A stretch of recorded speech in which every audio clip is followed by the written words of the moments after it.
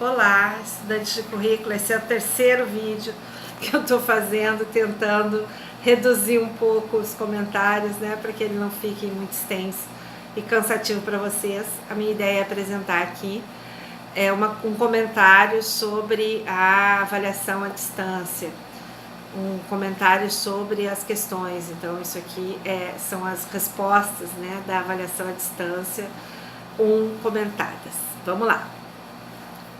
Primeiro a gente quer agradecer o retorno que vocês nos deram sobre a qualidade tanto do conteúdo que nós estamos tratando em currículo, quanto do livro didático e da organização que a gente está imprimindo, né, nesse nosso trabalho.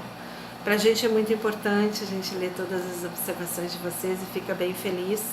E trabalhar feliz é sempre melhor, né? Já tem bastante coisa triste aí pra gente estar enfrentando. Bom, a primeira, foram 4 questões, então, depois dessa primeira parte da D1 que nos dava um retorno sobre o nosso trabalho, nós temos 4 questões, que eu vou comentá-las rapidamente, que foram pontuadas para a D1. A primeira questão era muito simples, você tinha que se posicionar, que é sempre um desafio, né? Quer dizer, qual é a perspectiva pedagógica que você mais se identificava e que você gostaria, né, de se comprometer enquanto um professor.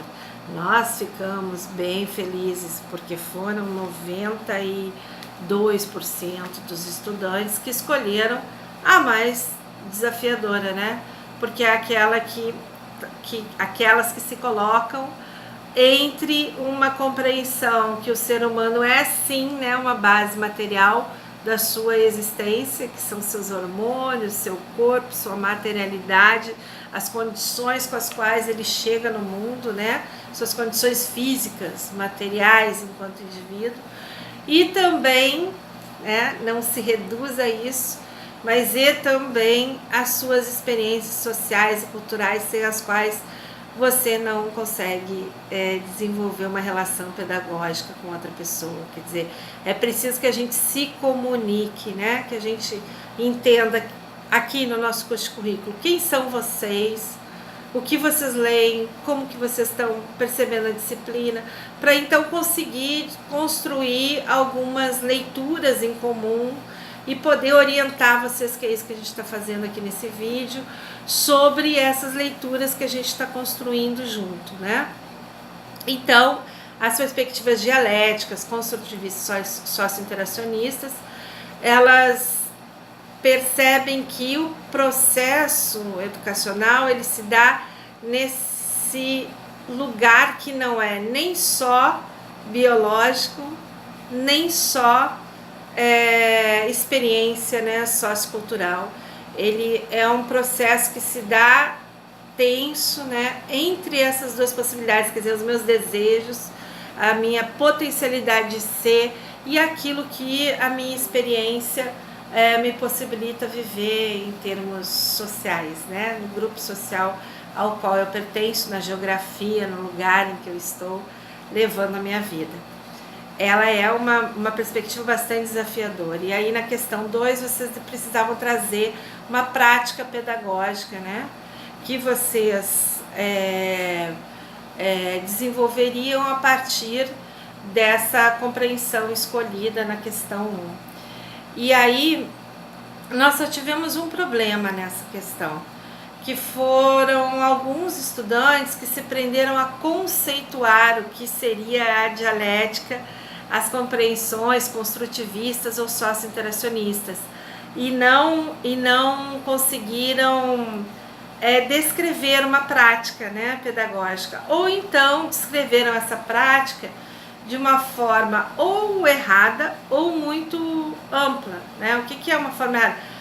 Eu vou trabalhar com jogos. Bom, mas jogos, tudo bem, eu posso trabalhar com jogos desde uma perspectiva inatista, desde uma perspectiva empirista ou desde uma perspectiva dialética. O que vai fazer essa perspectiva de fato se materializar na escola como eu vou desenvolver esse jogo, qual é a proposta do jogo, quais são as conversas que esse jogo faz com as experiências que os estudantes têm, quais são os cuidados que esses jogos têm para com as habilidades e condições físicas que as pessoas que estão ali no processo educacional trazem, né? E como que eu vou entender que o desenvolvimento nesse jogo ele é variável de pessoa para pessoa.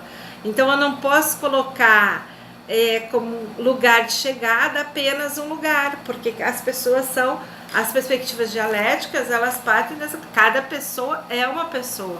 Então o seu desenvolvimento, o seu lugar de chegada é um lugar diferente. E como que a gente faz com esses diferentes lugares, né, para que todos possam aprender mais a partir dessas diferenças.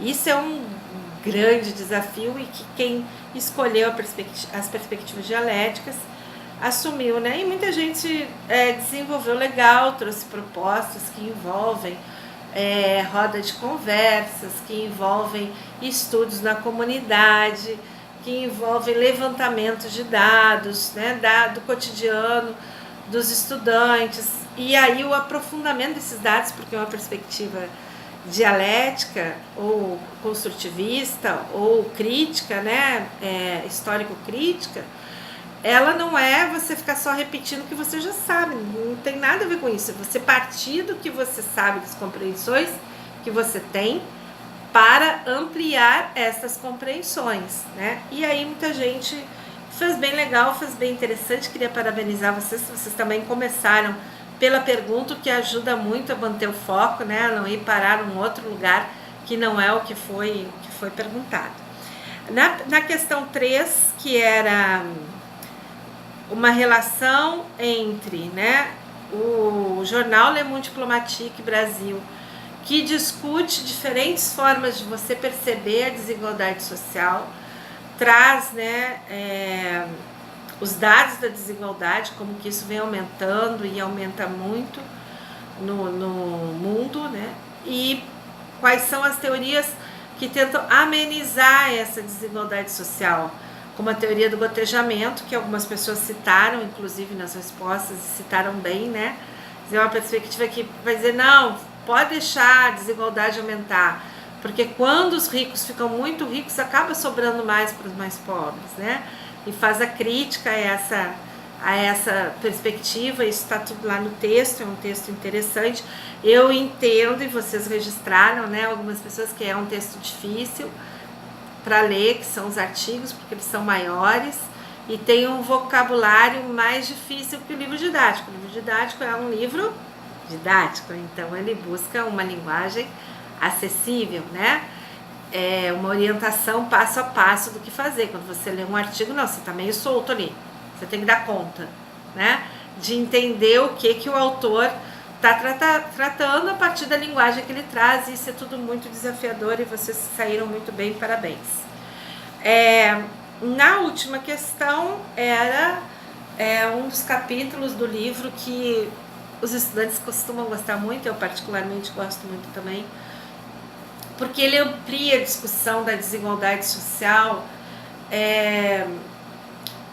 como não uma questão que se reduz, né, a muita gente com muito pouco dinheiro, né, e pouca gente com muito dinheiro, e essa desigualdade, esses dados, que era o que a gente vinha tratando até a questão 3.